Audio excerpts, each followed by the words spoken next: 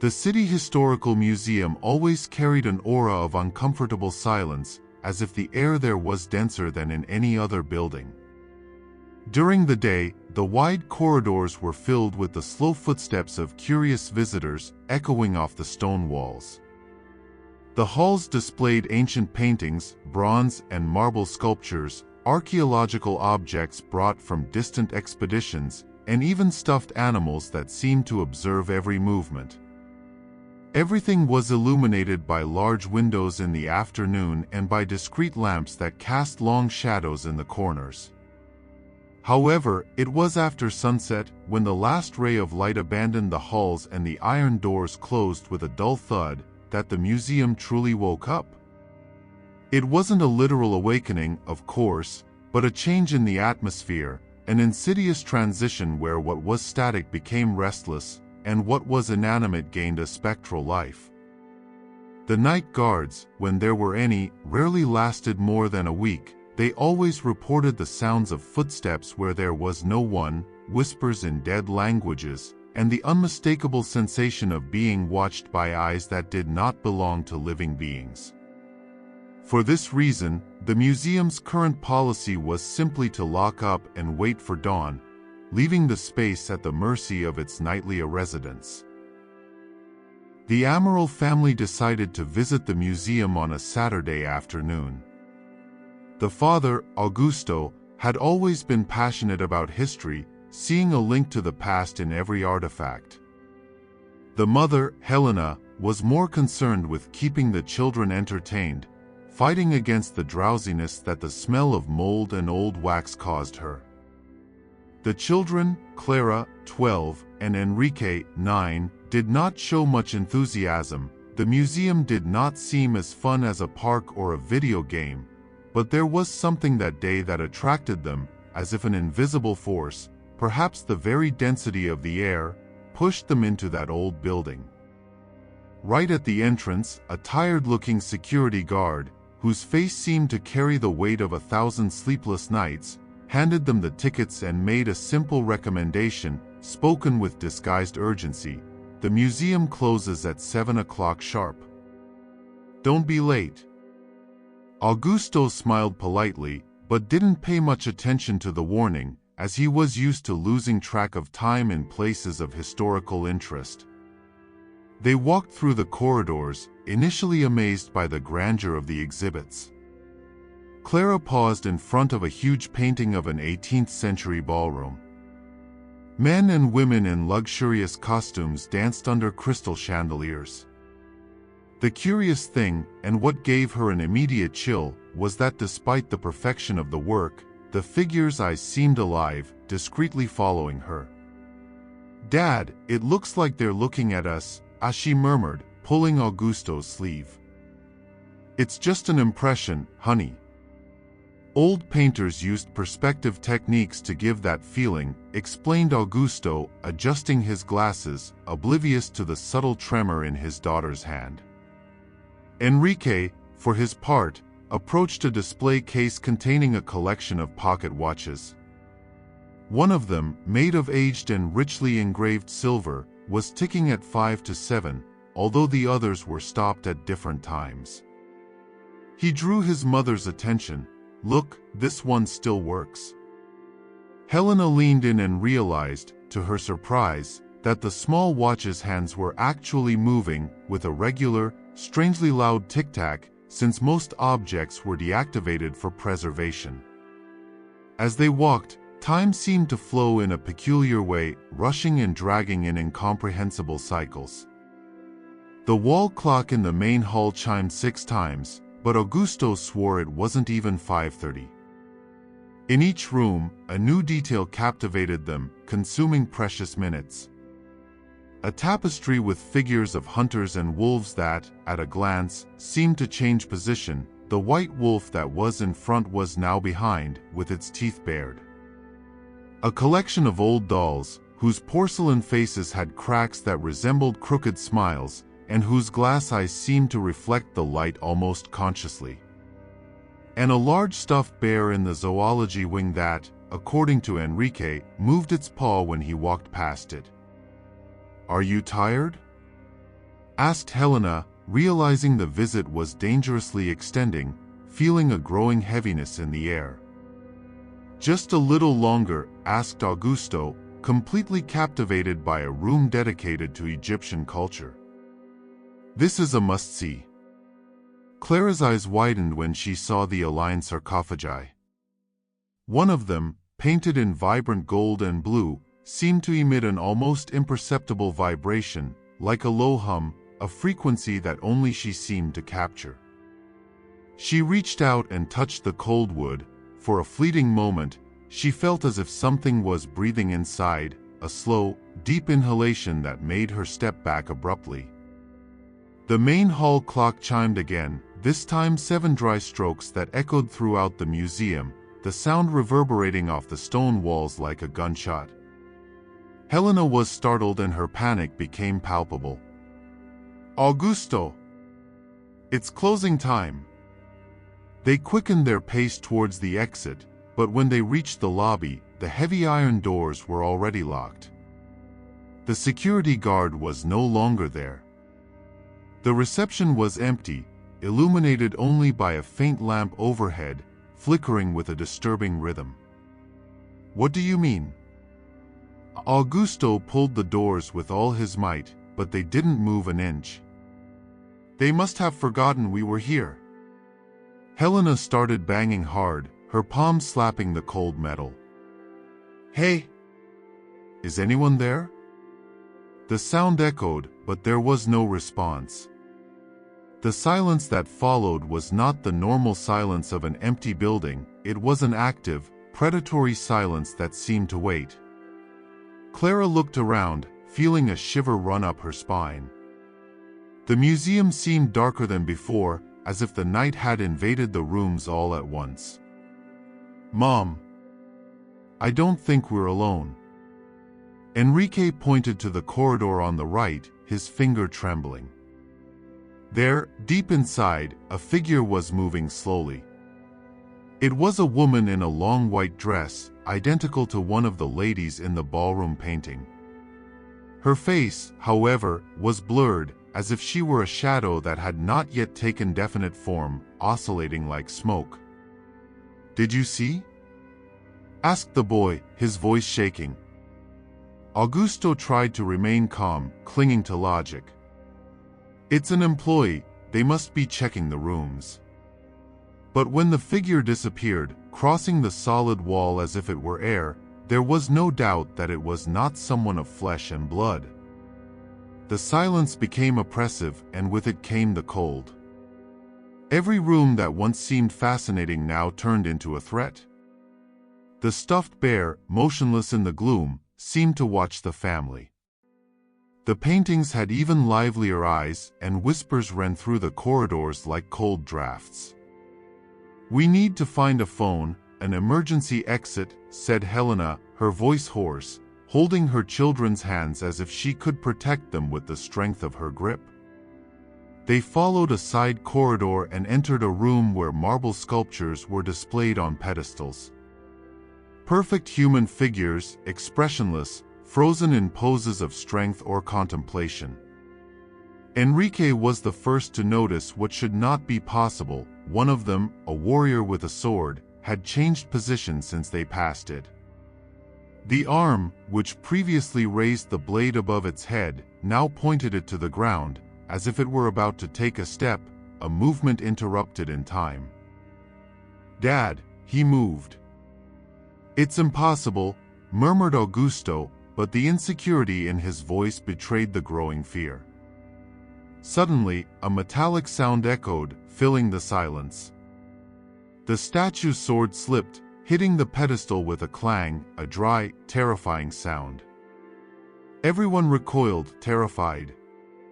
Clara almost screamed, but her mother hugged her tightly, suffocating the sound against her shoulder. Let's get out of here. Helena practically dragged the children back into the corridor, their shoes skidding on the smooth marble. The lights began to flicker intermittently, and the tic-tac of the silver watch Enrique had seen in the display case echoed loudly, distorted, as if it were everywhere at once, accelerating everyone's heartbeat. Each room brought a new torment. In the doll gallery, they were now turned towards the door, as if they had lined up to observe the family passing. Their glass eyes shone, reflecting a non-existent light. In the Egyptian hall, the golden sarcophagus was open, revealing a dark void that seemed to pulse, to breathe. A cold wind came out from inside, scattering fine dust on the floor. Clara covered her ears when she heard a low chant, words in a language she didn't understand, but which her soul seemed to recognize. Augusto began to lose control, the rationality that guided him unraveling under the weight of the inexplicable. This can't be happening. It can't. Helena shook him by the shoulders. We need to stay calm. There must be a night watchman. But there were no signs of human life. Only distant footsteps echoing through the corridors, although no one was visible. Footsteps that sometimes sounded heavy, dragging, and at other times seemed light, like children running. Suddenly, Enrique pointed to the ballroom. The huge painting that Clara had observed before now showed something different. The figures were dancing, yes, but they were no longer elegant and smiling. Their faces were disfigured, their eyes black and hollow, mouths open in grotesque expressions, like a painted nightmare. And in the center of the painting, the woman in the white dress they had seen in the corridor raised her hand, as if inviting them into the canvas. Clara pulled her mother's arm. She wants us to go in. Helena didn't know if it was her daughter's imagination, but she felt the same force, a silent invitation emanating from the painting, a macabre attraction. The hall clock chimed once more. 8 dull chimes that shook the floor. And the night had only just begun. The family backed away from the painting, but the figures' eyes seemed to follow them wherever they went, spectral pupils slowly rotating. Helena was breathing fast, trying not to show panic in front of the children, but her mind screamed for an exit. Augusto, on the other hand, was paralyzed, as if trying, in vain, to rationalize the impossible. This is some kind of modern installation, he murmured, although he knew there was no warning in the museum about interactive exhibits. Clara held her mother's hand tightly. It's not real, is it? Tell me it's not. Before Helena could answer, the hall was filled with a low melody, the distant sound of violins. It was the same waltz music from the scene depicted in the painting, but now played by invisible instruments, the tuning strangely dissonant. The sound echoed off the walls, soft at first, then increasing until it became suffocating, surrounding them. Enrique covered his ears. Make it stop! Make it stop! Suddenly, the marble floor of the hall reflected golden lights, as if invisible chandeliers had been lit above them. Shadows danced on the walls, projecting silhouettes of couples spinning. But there was no one, only the shadows, more real than reality itself. Don't look! Ordered Helena, pushing the children out of there. They crossed another corridor, narrower and darker, where paintings of ancient hunts were hung. Horses, hunters, bloody prey. Clara shuddered when she saw that the blood portrayed on the deer seemed fresh, glistening under the faint light as if it had just been spilled. A sound of galloping echoed in the corridor, distant at first, then approaching violently. The floor trembled beneath their feet. Suddenly, a black horse burst through the nearest painting, shattering the frame into splinters of wood, and galloped down the corridor. The animal was translucent, but its hooves struck hard, sparking as they hit the marble. The rider, faceless, brandished a spear that passed inches from Augusto. Everyone threw themselves against the wall, screaming, while the horse disappeared down the corridor, vanishing into another canvas. This is a nightmare, a nightmare. Augusto was gasping, sweating, his shirt sticking to his body. Enrique was shaking so much he could barely walk, choking back his tears. "We're going to die here. No one is going to die." Helena hugged him tightly, trying to convey a courage she didn't feel herself. "We just need to wait until dawn. When they open the doors, we'll leave." Clara looked back. The paintings had returned to normal, but the shattered frame remained on the floor, pieces of wood scattered. It was the only concrete proof that what they had seen had happened, a mark that the border between art and reality had been irrecoverably broken.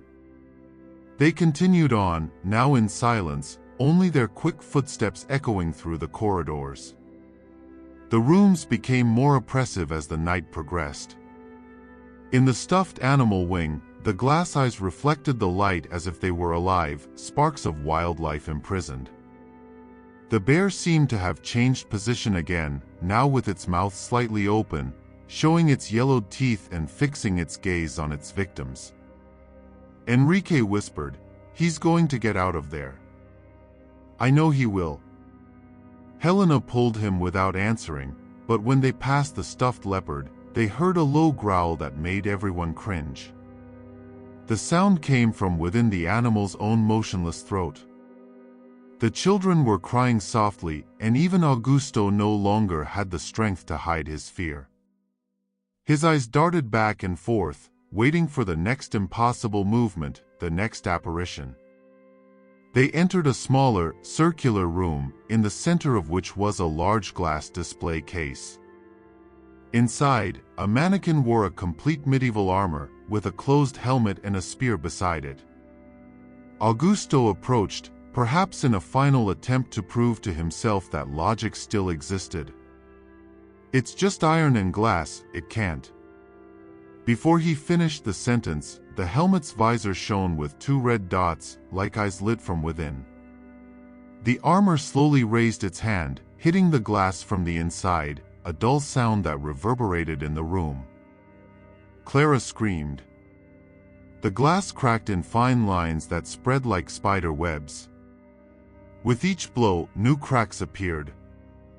"Run!" Augusto yelled, pushing everyone towards the door. The sound of shattering glass exploded behind them, followed by the metallic echo of heavy footsteps. The iron pieces of the armor clanked against each other as something dragged itself towards them, gaining speed. They ran through the corridor, almost tripping. Helena felt her lungs burn from running so much, but she didn't dare stop. Behind them, the metallic footsteps continued, constant, relentless. When they reached a fork, they entered the first door on the left and slammed it shut. It was the museum library, a tall room full of dark wooden bookshelves that reached the ceiling. The smell of old paper filled the air, an aroma of knowledge and centuries of history. The silence was almost absolute, except for the sound of their heavy breathing. For a moment, they thought they were safe.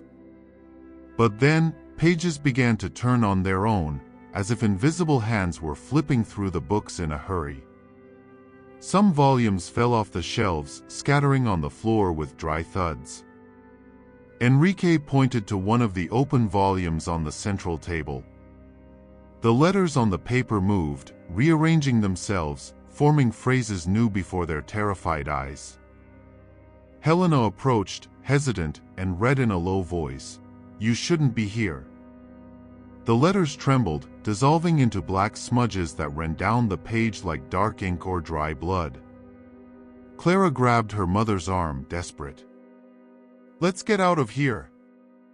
They ran out again, but the library seemed longer than before.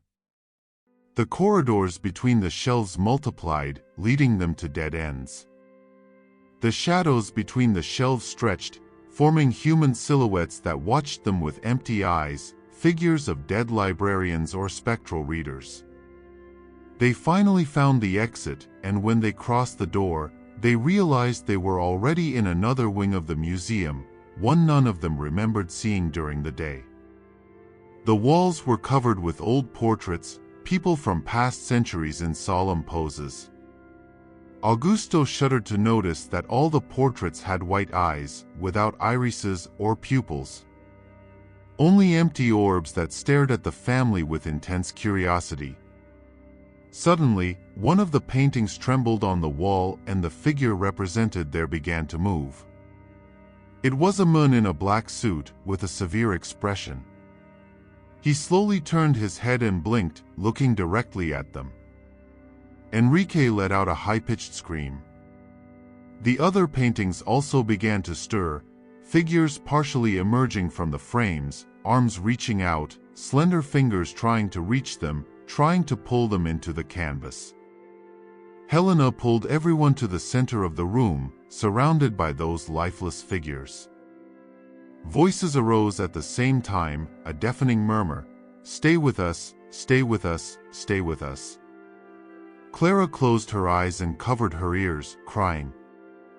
Augusto looked around, not knowing what to do.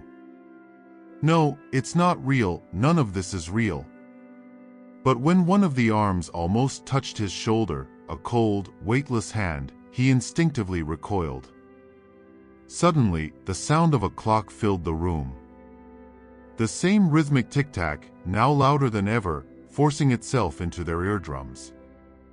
The figures in the paintings froze, as if obeying the sound. The clock chimed 9 times, and the figures retreated back into the frames, disappearing into the oil and canvas.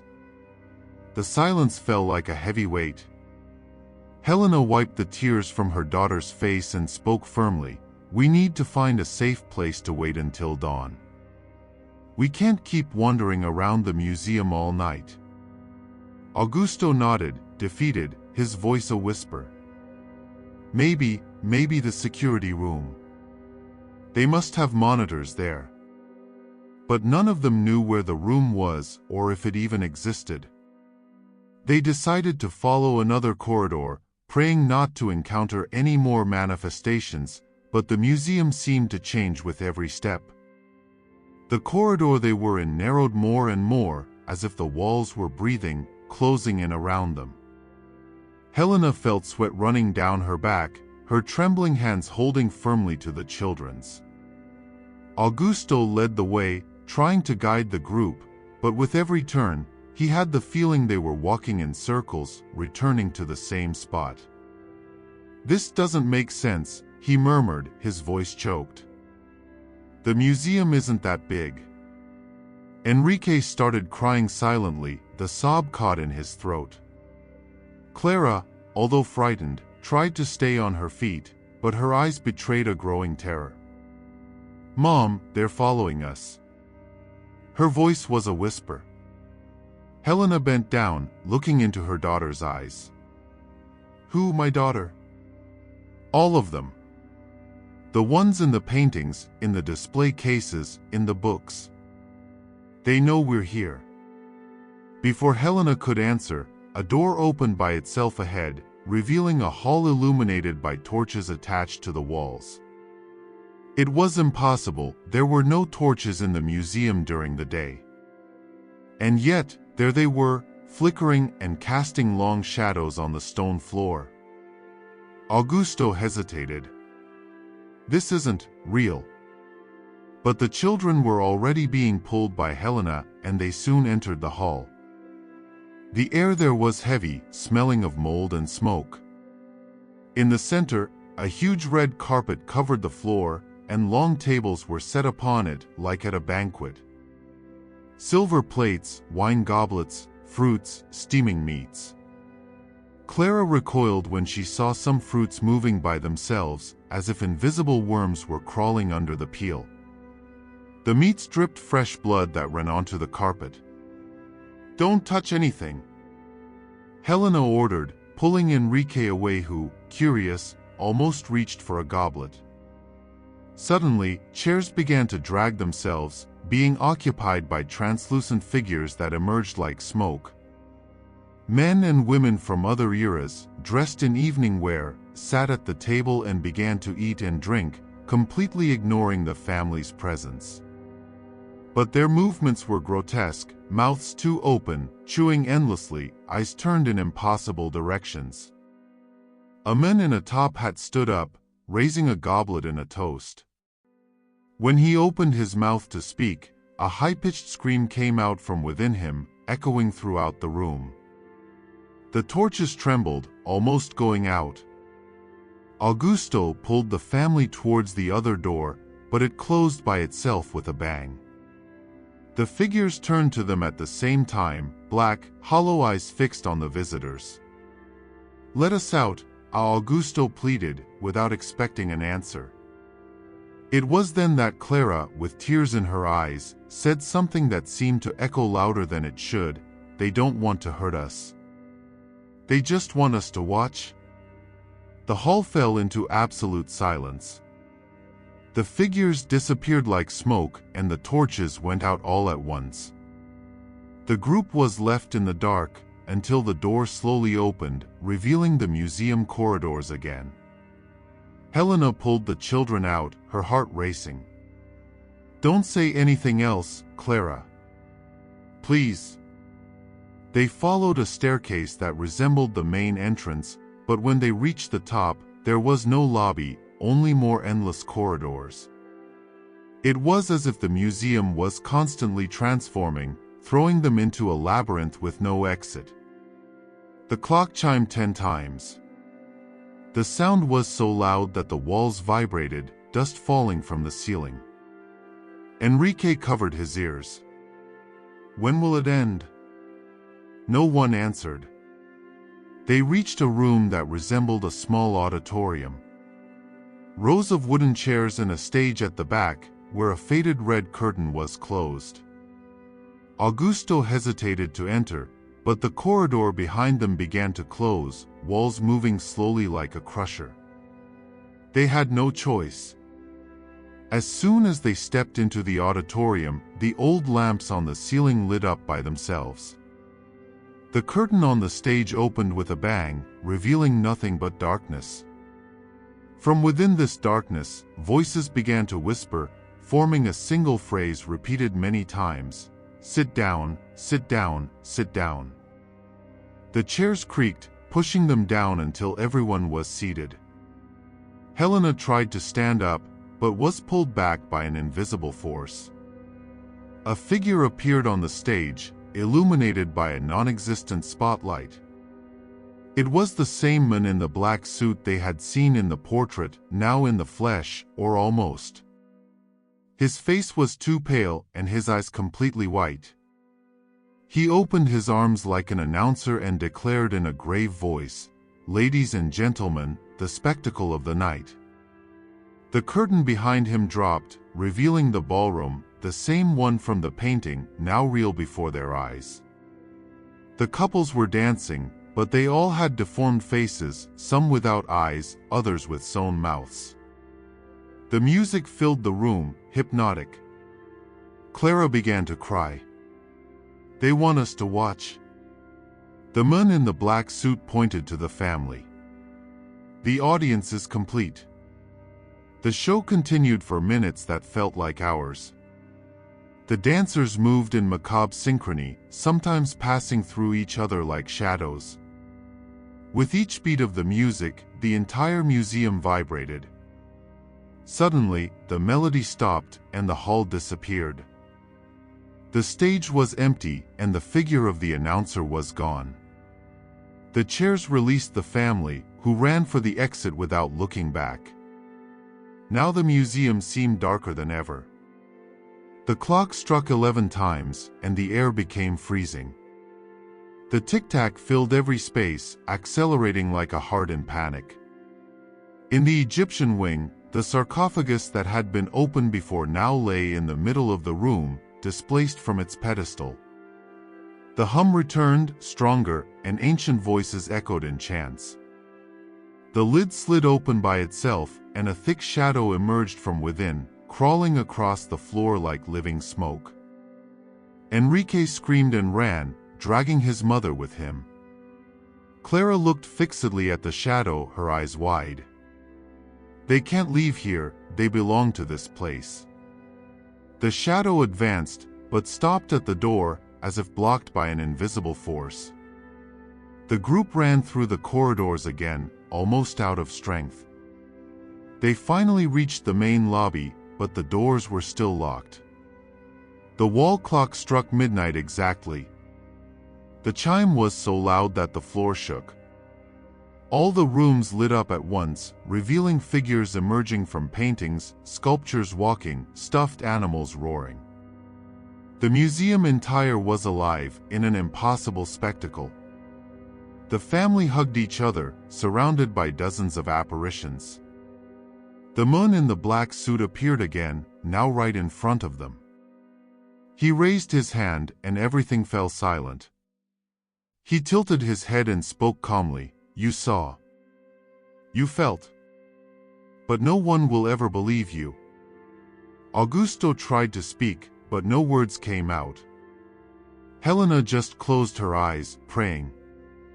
Then, like a snap, all the lights went out.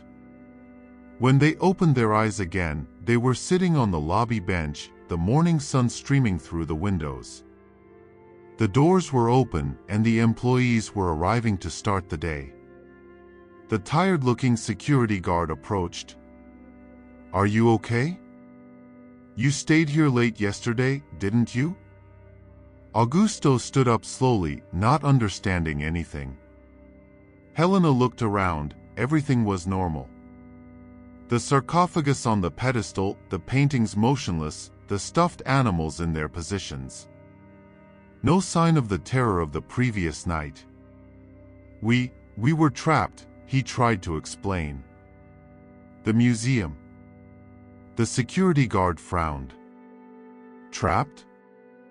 The museum has an automatic locking system.